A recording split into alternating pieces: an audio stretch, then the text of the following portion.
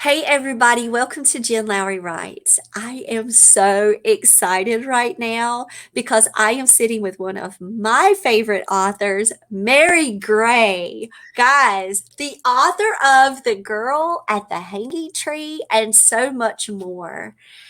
I want to tell you a little bit about Mary. She balances dark and twisty plots with faith based messages. Some of her best ideas come when she's lurking in the woods, experimenting with frightening foods, or pushing her kids on the tire swing.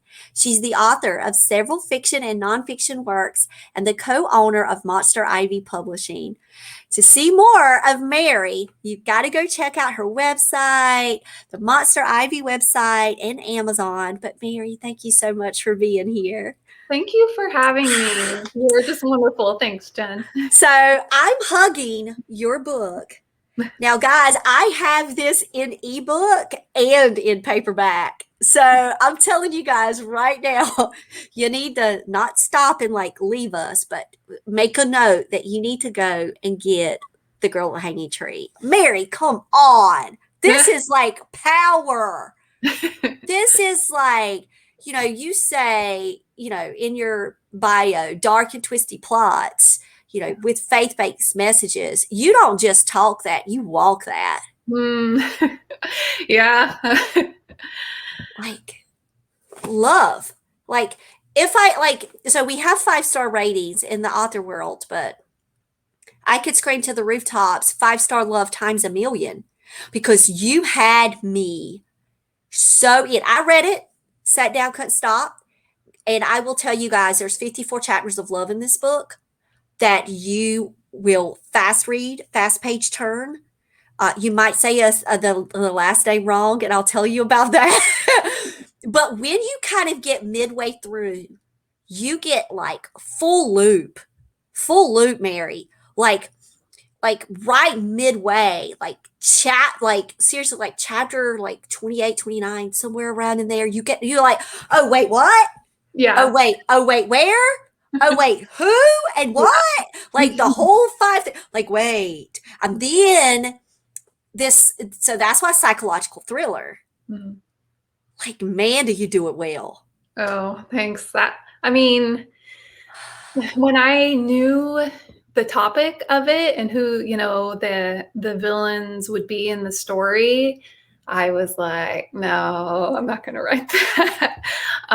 But my friends, gave me local history, and I thought, this is kind of my specialty where I will, I guess, shine a light on truth and try to speak honestly, but also bring hope into the midst.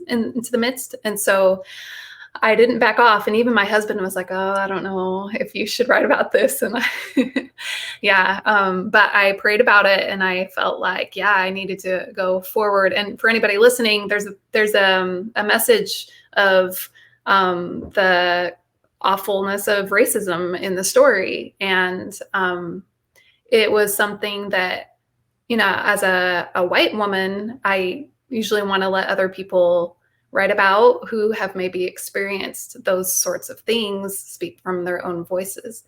And at the same time, I know that negative thing can happen to everyone, or there can be negative consequences to anyone from any race. And so I wrote a story about it and how it might affect somebody like me. And I hoped to do it, with grace and kindness, so that, everybody can appreciate a different type of story. Somebody said that it was kind of like a modern day To Kill a Mockingbird, which I appreciated because, Harper Lee is also, not own voices. And so I thought, okay, I don't need to leave that topic just to others, who are a different race. And so I felt like my point of view was important and should be heard also. But it was also well researched. Yeah. And you could feel it from the beginning of the book, whether it was your take on mental health, whether it was your take on racism and indoctrination and the evilness that can lurk in secret societies and small towns or large towns or anywhere in the world, Right. that you really could tell the heart of that research was there, and it felt so realistic. Thank you. It, Yeah. So not only did I tackle racism, and then to throw mental illness in the mix, that's something else that could go disastrously wrong. Um, but I know people with mental illness. I have family members and loved ones and things, and so I've been able to talk to people quite extensively, and I've read a lot of books about it, and um, I I wanted again to show that it's we need to empathize with anybody who has a mental illness. And I mean, I think, I mean, I've seen thrillers with characters with dual personality. My main character, Gemma, has another personality, an alter, and she has dissociative identity disorder. And I wanted to be able to show, like, it works for a thriller because it makes it engaging and interesting. Like, once you say, oh, multiple personalities, it's like, oh, interesting, that is a hook. But I didn't want it to just be a hook. I wanted us to learn from that. um, and so to really delve into what that looks like and to experience it, and to make it more believable, I basically split my own personality in half, and even brought in some of my own struggles and things and conversations. And so, like, I can, that way it's, more realistic. And then talking to people who have had to dissociate from trauma and understanding what that is like for them, and the missing memories and things like that, that really helped me to be able to hopefully write it realistically. well, and you wrote it human. Thanks. You wrote it with heart, and at the same time with power and hope Thank you. and strategy and understanding. And it was just this, it was a roller coaster ride. And it was loop de loop de loop. And, you know, doors slamming, and you're going, wait, maybe that's not the door. And then another door opens and you go, oh, wait, this is an unreliable narrator at this point. And I have to remember that because it's so believable. And I'm in this state right now, with this experience, that I've got to go, oh, wait, I've got to start questioning everything now. I've got Mhm. to start going through this within, her mind and within her experiences. And that, again, the layering that you did takes you on that emotional roller coaster with her. So Mhm. it's not just like you're on the ride and you feel outside of the book. When you're in Gemma's story and Tansy's story, when you're in their experiences, you feel like you're walking in that Victorian house with them, Mm. and you don't want to leave the rooms, and you're dressed in this certain way. And then when you have to go out and get food, you're walking down that main street with Gemma. Yeah. Yeah, It, that was important to me. That so I write in first person, close first person, present tense point of view. And that is my favorite just because I can really draw on, the senses and the location, and work really, really hard to ground the reader with, you know, uh, it takes place in Texas. It takes place, very near my home actually. And so I was able to draw on, like, nature that I see every day, or there's a town that I based it off of, and going to the town, and then the real house, and going to the house, and then and Goatman. see, and you saw the poll, or you saw a poll. I read a story about this because I've done a little bit of research in the back, but you saw a poll and said, wow, what could this be? And that's where it sparked for you. Yeah. Okay. So for anybody who's a little bit lost, the book is about a woman with two personalities who discovers her husband is missing, only to be accused of his murder while being watched by a small town secret society. And I had finished up a horror novel, and I didn't know what I wanted to write next. And I usually like to go somewhere for inspiration. Well, I couldn't really go anywhere, and so I contacted my friend Tony, and I said, "Hey, you've talked about maybe taking me to some local sites to spur some ideas. Do you want to take me on a tour locally?" And she's like, "Oh, I have the ideas for you." And so we got a group of us together, and the first place we went was Goatman's Bridge. In Denton, Argyle, Texas. It's right by Denton. And there's a local legend there that was interesting. And I don't know if I should say. No, don't, no, because I'll stop you, because I've already said no spoiler alerts for me. But Okay. yeah, so going to these places helped to spark the ideas and bring them to you. Yeah. So then she took us there, and she took us to a local cemetery, which takes place in the book, and to the house, the Victorian house. And then the last place was the place where I saw the pole that you were talking about. And it's a real place. And yeah, I saw this in this backyard, and it gave me a terrible feeling. And I'm like, why am I here? What can I pull from this?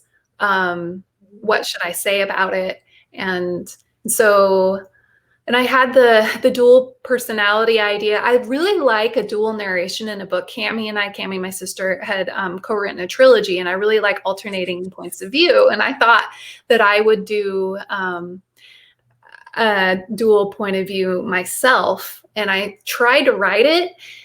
And the other one was, whenever I would go into Tansy's point of view, she would spoil everything, tell everything that was happening in the story. And I was like, why does the reader care to keep going, you know? And so I like pulled out her chapters, and then I was like, and I didn't get that far, only a few in. But then I was like, yeah, this is Gemma's story, because she's lost her memories. She's trying to figure out what's happening with her controlling alter. And somehow it involves, you know, this pole that I was talking about. Her husband's missing, secret society.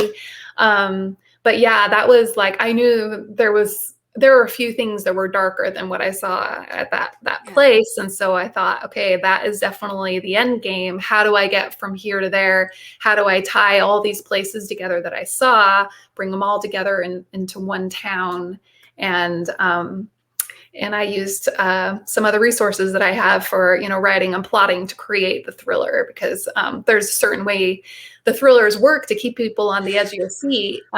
Save the Cat writes the novel. That's what you used. Yeah.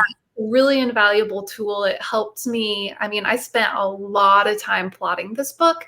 I believe definitely pantsing works for certain types of books. But when you're layering pieces throughout a thriller, the reader needs to get things in a timely manner, and you can't really just like give it when you feel it.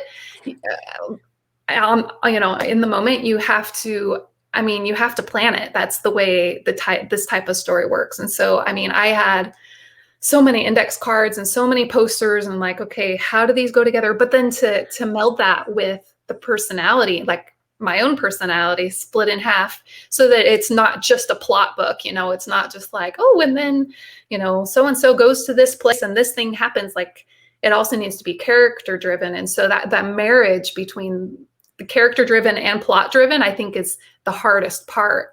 But well, if anybody wants to see the master of that, all you have to do is go get the girl at the hanging tree, because that was a masterful work, because you did marry that well.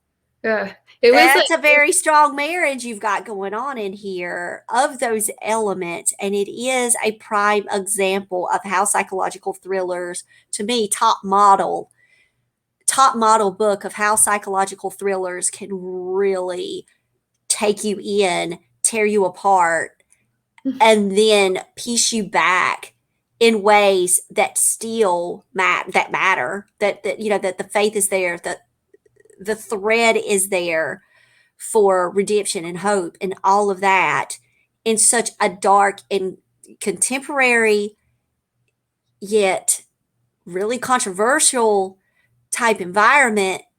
I mean, you did it all, Mary. Like, seriously, I've had a hat on and be like, hats off to you. But like, seriously, like the plotting, the research, all of the time. I'd love to talk about that timeline because you visit these places, Hmm. then you've got to go home and do something with it all. So you Yeah. said you go and you got your index cards, you've got your plotting, you've got your Save the Cat beat sheets, you've got that. How long did that kind of take you from that conception of that idea that was birthed to you in these places, in these visitations, to actually doing a first draft? I would say the first time it took me like a month of plotting. And it's crazy to me because a lot of people will say, yeah, I plotted my book today. And I'm like, Ah! my kids were in school, 7 hours. And so I literally had like the house to myself to plot 7 hours a day. Well, not I run the company too, but a big portion of that is I was plotting, and that was just the first go around, and I got it wrong, and so I had to redo it. Especially the endings are so hard, so hard. And again, a thriller, everybody expects a certain amount of twist, and then you want to blow their minds a little more, but you have to make it believable and work for the character. And like, I got that wrong so many times. And so I had to replot like probably 3 more times after that. And then each of those were probably another week. When So, I wrote my thriller, I plotted backwards. I'd watched a yeah. YouTube tutorial and I did a third act. I did it all backwards.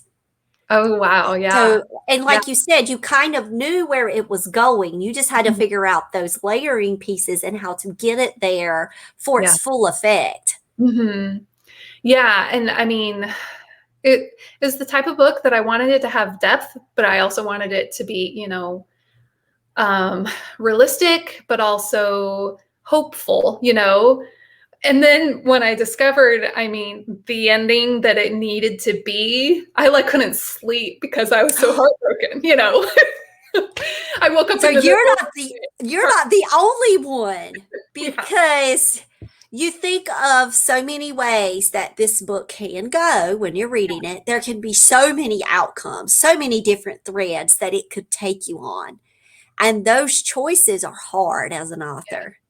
yeah, So when you say like pantsing, you can only go so far. yeah, Like when I wrote a romance, I plotted for 20 minutes. I said, I'm done. 20 minutes is all I need. I'm going to go and let the story take me where it goes. And it was a completely different place, like yeah. than where I spent 20 minutes plotting.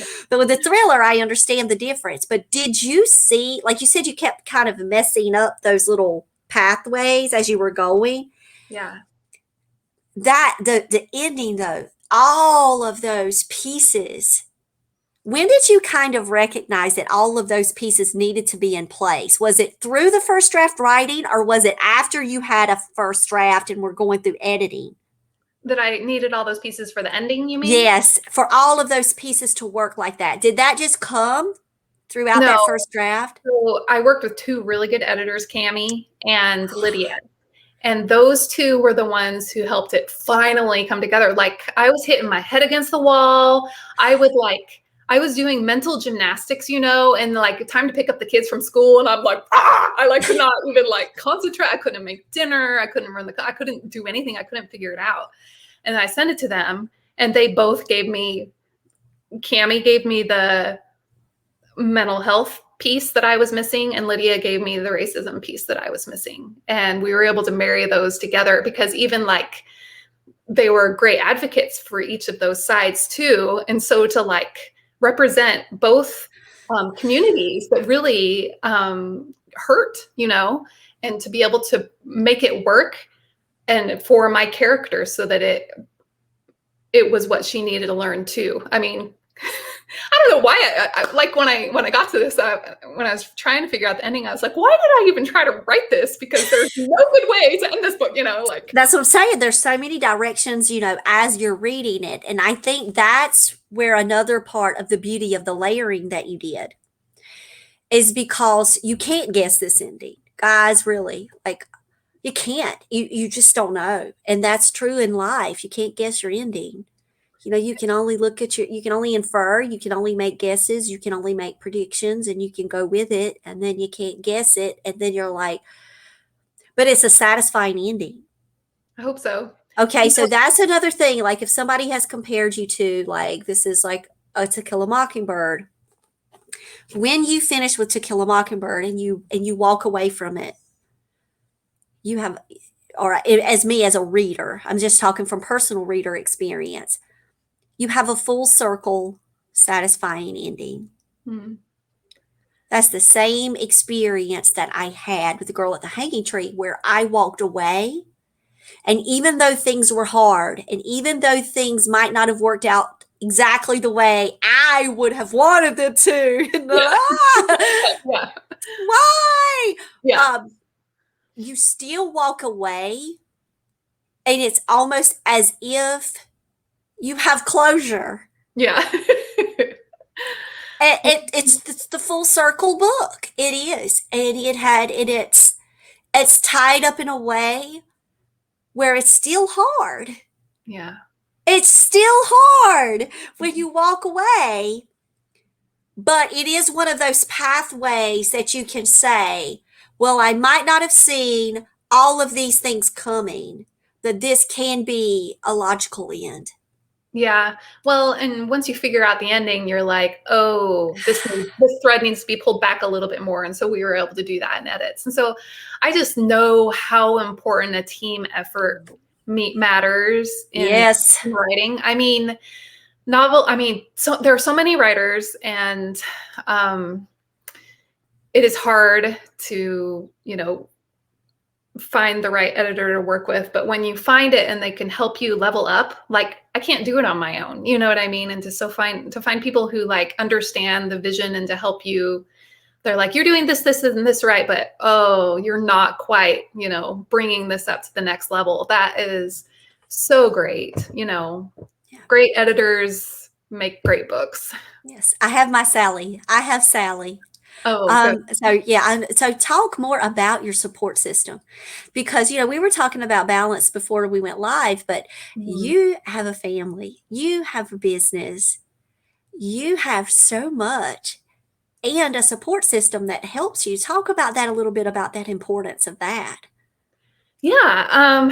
So Cami, obviously being my sister, has been around for years and years. We've always been interested in similar books and movies and things. And so even before we started the company and before she started writing, I would write and then I would send books to her and get feedback from her, because she's just this naturally gifted editor, writer. She just has a great artistic mind, And so she has always been an amazing support system. And then my husband, he is not really interested in the types of books I write.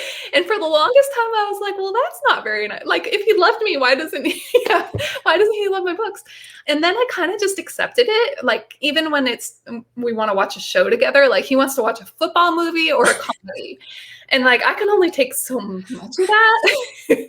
And then he's like, why are you watching that? This is really depressing or whatever. You know what I mean? I'm like, no, and it's not. You have to see, there is hope in it. And so anyway, we have very different tastes. And so he's very supportive, like with our family, but then also being supportive of the fact that I spend so many hours writing and editing and running the company. And not everybody would be that way. And so I'm really grateful for that. And it's funny because when I finished writing The Girl at the Hanging Tree, I had written something like, Adam, you probably won't read this, yada, yada, yada. Well, then he actually read it. And it had been years. I mean, it had been like a decade. Well, not that long, but it had been many years since he had read any of my books. And so he got to that and he was like, you didn't think I was going to read it, huh? Well, and it was funny too, because like, the husband in the book, his ring on the inside, it says a perfect fit. Well, that's actually what I had engraved on my husband's ring. And so he was like, what's going on? What are you doing to me? Like, because he had read, something that had happened to the husband that was pretty major. And I was like, not you, dear. Yeah, just a part of that happened to sink into the book. Just keep going. Support, just like he's very steady. I'm the emotional one, and he is just, I call him my plaster of Paris. He like holds me in place, right? We all need that. And then Lydia has she literally just kind of came out of nowhere she asked us if she could intern for us year ago, year and a half ago, something like that. And we're like, well, usually we work with this one university to get our interns. And she's like, well, that's okay. And you don't have to pay me or anything like that. And I just want to learn. And I was like, well, if you're sure. And so we started giving her work. And then I saw how smart and fast and diligent and amazing she was. And so then when it came time to needing more editors for the Girl at the Hanging Tree, I was like, hey, do you think you can look at this? And I'm so glad that I did, because she gave me such an invaluable help on that book. So yeah, I would say those three have been my best mortal support system. And then of course, Heavenly Father, every day, like before or after I send the kids to school, I always read my scriptures and I always pray. And I mean, there's such a potential if you're dealing with heavy topics or controversial topics to really kind of go off in left field. It's a really tough task to tackle. And so I always pray, like, please guide me, please help me to do this in thy way, because I can't do it on my own. Like, obviously I miss pieces on my own. And so please help me to have the Spirit and to, be wise in this, journey and the discovery of the story. And, not everyone, even, like I know people through church and stuff, and they know that I will write maybe creepy fiction or whatever. And they're not willing to do that. And I'm like, I promise I'm trying to do it in a good way, in a healthy way, in a light-filled way. And not everybody is willing to go there. And, that's their choice. And people are interested in different things. But then the people who are willing, maybe they've experienced trauma in their lives, or they have experienced racism, or they've experienced other really hard things. And for them, like, delving into these tougher topics is therapeutic for them. They feel heard, validated. Like, they see somebody else has gone through hard things, and they feel like they matter, and that what they went through matters, and that it's okay. We can talk about these things in a healthy way. So those readers too are my support system, because it can be really disheartening to spend hours, months, years writing these books, and to have like not very many people read it, and then the people who do, and then the people who let you know that, hey, I got this out of it, thank you for writing it, they, mean so much. And you are one of them. So, yeah. So on Amazon, I did my counting. It's 13 books from you, Mary. Are there more, or am I right with this number? Yeah. I was counting them up, and I was like, okay, you're from nonfiction to fiction. I love how you said, like, okay, I've got some creepy stuff out there. I can't read all of your creepy stuff, because I absolutely love your writing style. Can't wait to read every single thing. But talk to me about, when did you decide that nonfiction would become like a part of your author showcase? So there've been a few times where I've been invited to teach at writing conferences. And, obviously when you go, then you teach about writing. And so I pitched a couple ideas, and the first one, no, it wasn't the first one. Anyway, one of the ones that I have written is How to Write Clean Yet Scintillating Romance. That was a class that the person running the conference was excited about. And I was like, well, if I'm teaching the class, I might as well just do like a nonfiction. And it's not really long. It's just like a short nonfiction booklet where I wrote the book the way that I taught the class. And because I feel like that's valuable information. And I realized that anytime you have like a how-to and you can help people through nonfiction, it's often easier to sell than fiction.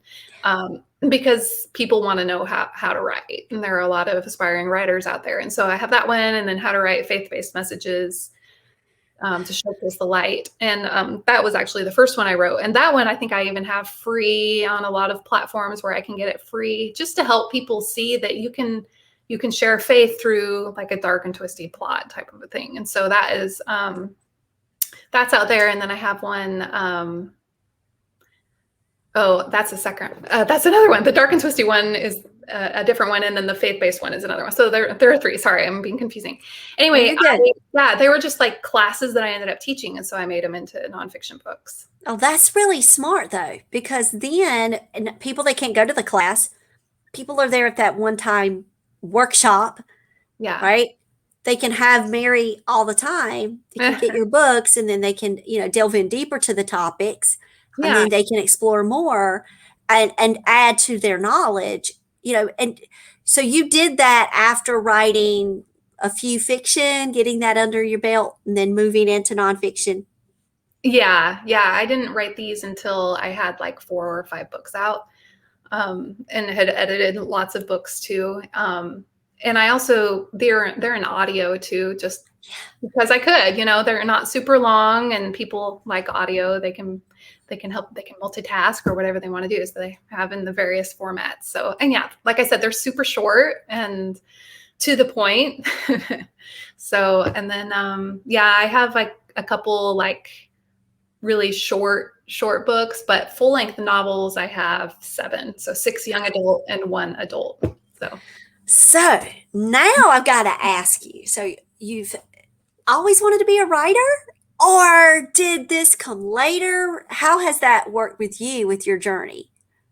I mean, I really liked writing, and I liked reading when I was little, but it wasn't really something that I was allowed to do growing up. That's so weird. We, grew up kind of in rural locations where we had to like work outside, and it was a very like chore focused family. And so if we like sat down to read or something, it was like we were being lazy. And so then I went to college, miraculously made it to college. And I was trying to figure out what I was going to do. And I remember thinking of English and then being like, no, I don't want to disappoint. So I went into public relations of all things before the internet like exploded. So social media. So that was, they teach that differently now, but I did learn some skill sets about being strategic and running, public relations campaigns and things that have helped with the company actually. Oh, yes. Yeah. So, but then it wasn't until I read Twilight, of course, that I was like, I gotta write a book. Yeah. You too.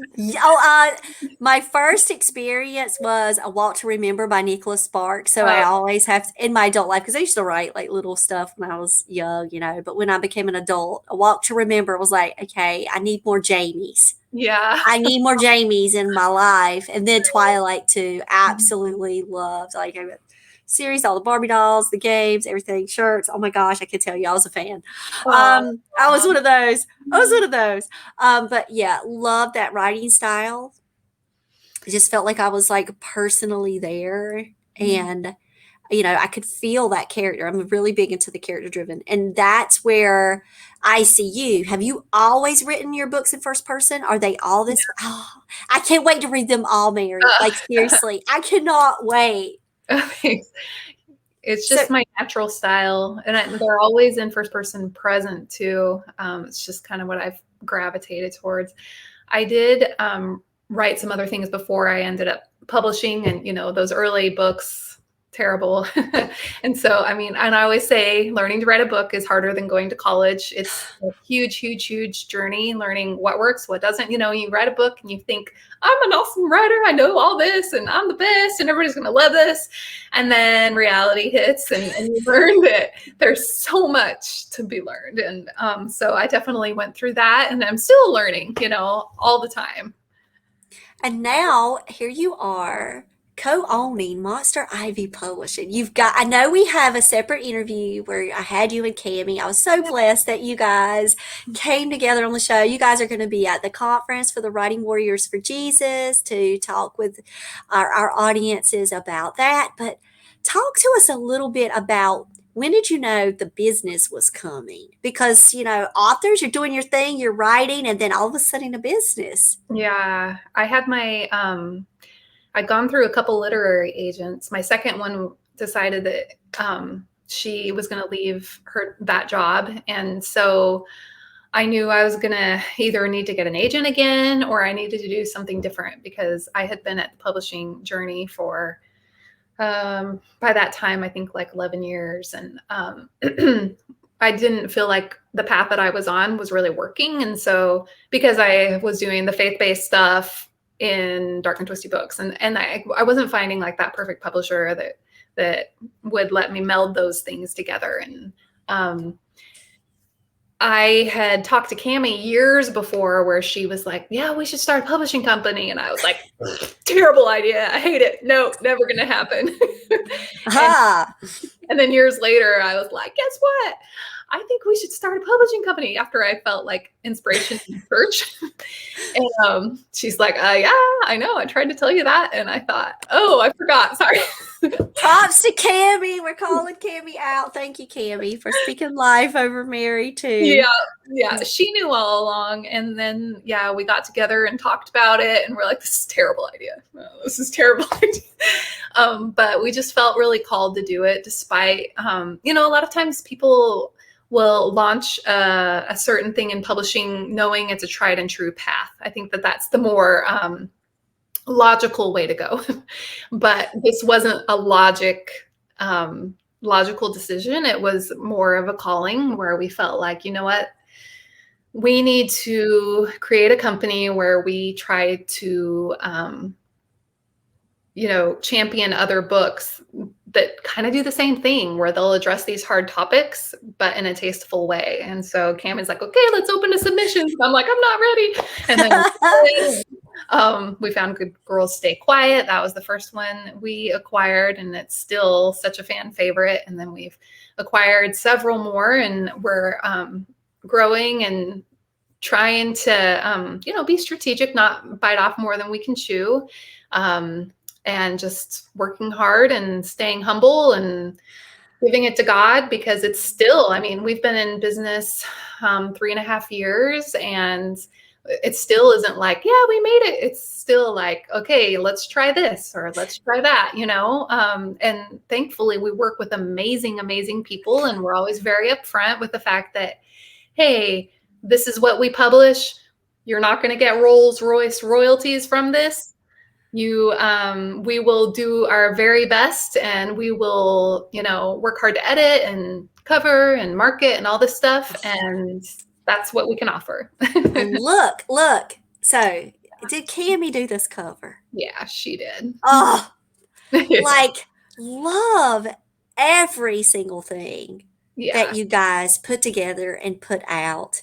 She is amazing. From beginning to end. She is so versatile. And that's one of the things she can do is she can create a cover for any genre, like thriller is a super abstract, can be really difficult cover to kind of nail and draw people in to give the right vibe, right? And then it's completely different from like women's fiction or from middle grade horror. They're all very distinct, and she can nail it every time.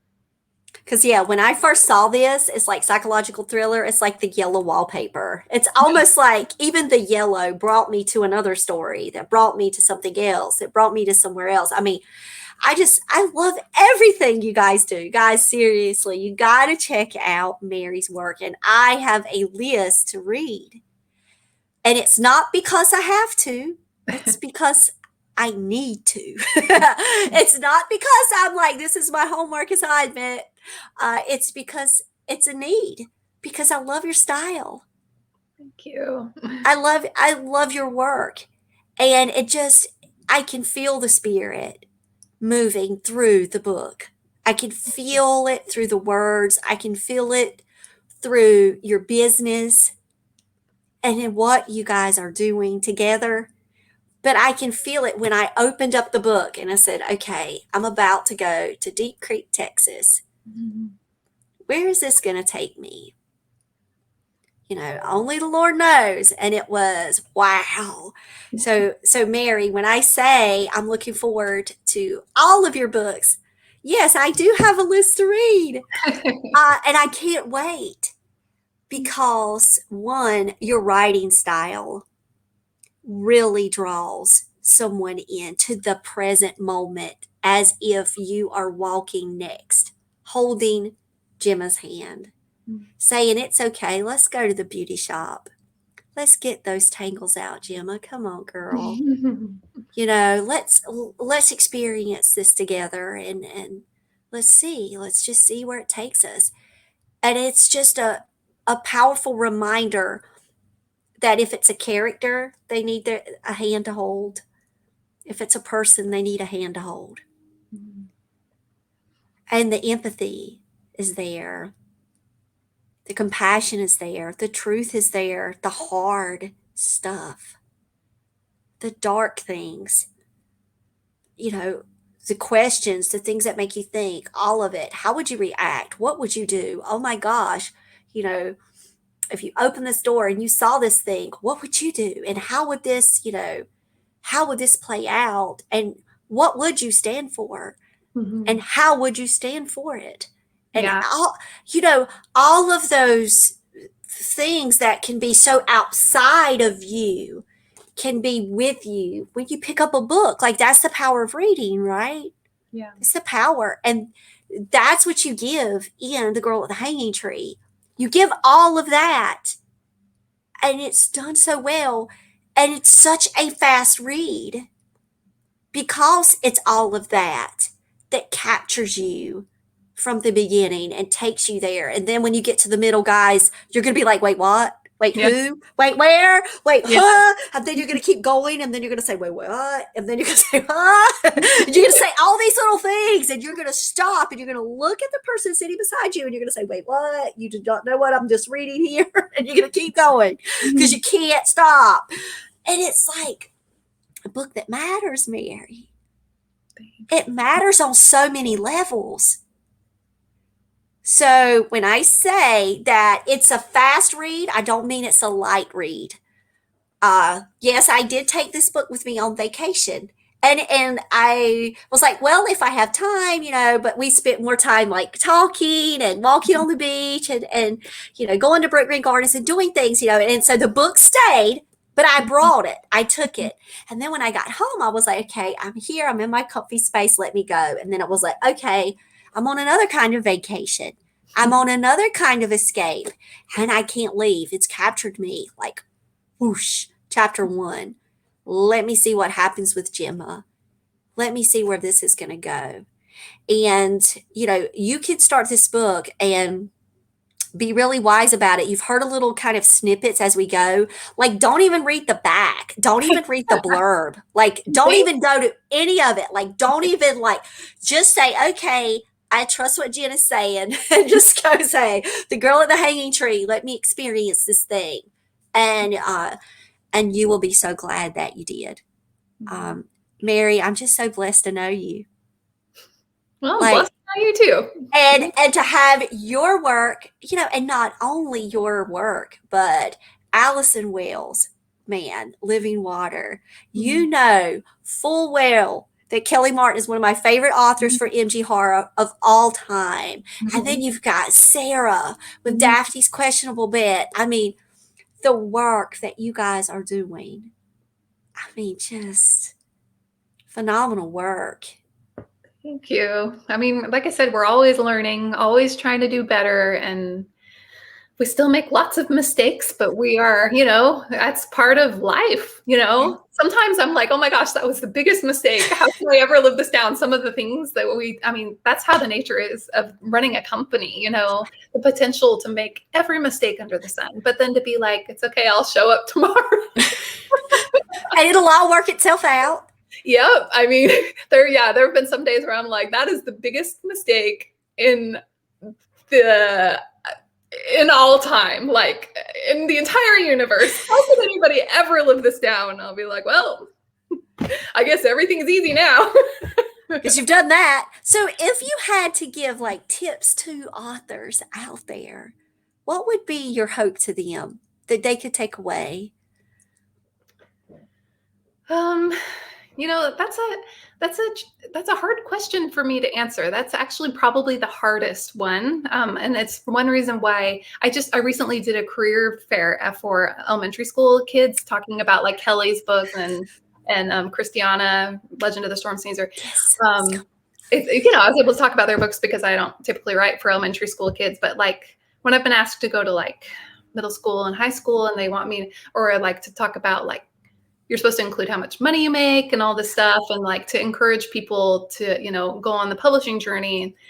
I say first and foremost, only do it if you absolutely love it and you feel called to do it.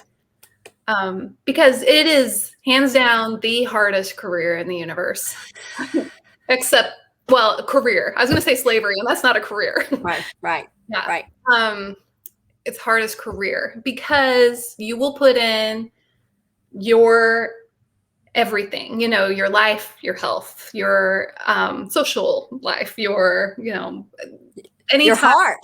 your heart, anytime you could be spending on doing anything else. And um, a lot of the time, you really don't get much out of it. And then occasionally you'll hear a kind word from somebody, and not necessarily a kind word from other people, other things. But like, so bring it to Heavenly Father and ask, should I be doing this? And, lead me in another direction if you know what, I should do something else. Because, I was at it for a really long time until I finally was like, this is hard. This should have been easier by now. So it's not a career that's for the faint of heart. At the same time, there are writers out there who, make a lot of money and who write genres that are, very commercial, and they get in a good system, and it goes really well for them, and I'm happy for them. And that just hasn't been my calling. So yeah, that's my advice. Pray about it and be really honest with yourself and with Heavenly Father on the answer you get. And there are seasons. So like we've talked about numbers of books you've written and things, and I've written and things like that. And I'm not writing right now. And this is the first time since I started that I have stopped writing. And some personal things have happened in my life where basically, it's just been so, so, so hard and horrible. And I don't know if I'll be able to write again, and maybe I will. And The Girl with the Hanging Tree I was able to deal with kind of like some of those things. So it is a personal book to me. Like it is, I was dealing with certain things, but I have gone through even more things through my family, and I don't know. It's kind of like shined a light on like my upbringing and things like that. And I'm like, you know what? Right now I can just serve. I can keep working with the company. And if there are other books I'm meant to write, then they'll come to me when they're meant to. And to also, my kids are 16, 13, and 10. And so I can spend time with them and not feel so split on, should I be writing or running the company right now? And actually to like kind of take a step back and give myself permission to do that, And so, yeah, that's advice I would give to other people is allow yourself to have seasons. And Allison Wells had actually talked about this recently on a Monster Ivy Insight podcast, is that she's learning that she needs to be still right now. And I think that's totally perfect. We don't all need to be, we're not machines, right? Yes. We need the Be Still Club. Like, yes. And Yeah. that's that permission to Yeah. give ourselves that space And I used to, and that time. I've heard other writers talk about how almost like it's a religion sort of a thing where like it's the number one priority. You write every day, no matter what. This is it. And maybe that is right for them. I don't know. But my experience is, Heavenly Father is my religion, and I follow, his plan for me. And right now I need to take a step back for my own mental clarity, and also to be able to run the company. And to have the joy there. Yeah. In that space and in that season, and embrace that for Mm-hmm. whatever it is. Yeah, I was able to go camping with my kids a few weeks ago. And, it was just so nice I brought a book to read, and we rode our bikes, and we fished, and we paddleboarded, and we hiked, and it was awesome, and to just treasure those moments. And then when it's time to write again, I'll have those great experiences and memories to draw on. So I'll be a better writer in the end anyway. Yes. And it's all about the balance. It's all about finding your place. And it's not, your place versus someone else and what they're doing. It's what works for you and what Yeah. works for your family. And just know that regardless of what that looks like, you're still shining a light. Yeah, and honestly, the girl at the hanging tree took a lot out of me. Like, since I literally took my own personality and splayed it open in two halves for the world to see and tackled two of the hardest topics on this planet and tried to do it justice, like I gave everything. And maybe I'm just slowly filling my well right now. I don't know. But that's, I mean, that sucker, whew, I gave it all. So And it's a reader gift. hope so. It Thank is, you. it is, it is a gift. Thank you. So, guys, Mary, okay, I've been on your website. Awesome, by the way. You're on Twitter, you're on Facebook. Tell where you like to hang out most and how authors and people can contact you. Yeah, so I run the social media of Monster Ivy most of the time. Cami does a lot too, and then we have some interns who may help out here and there. But I mostly wear the Monster Ivy hat, and then I'll repost things, and then I'm Mary Gray tweets on Twitter, but mostly Instagram or Facebook, and then monsterivy.com is our website, and so that's just kind of my universe, where I'm either, well, I'm talking about somebody's books and occasionally I'll talk about mine, but hopefully, I'm always wanting to champion everybody else's books. Yes. So let me champion yours for right now and tell you thank you so much for writing The Girl at the Hanging Tree. Thank you. And for all of the other books that are now waiting in my queue for me to be able to read and experience the loveliness of Mary Gray. And guys, you've got to experience it too. So, Mary, thank you so much for being on the podcast. I truly just thank you for this afternoon. Thank You could tell, like cheesy grin here, but just how much I love and respect the work that you do.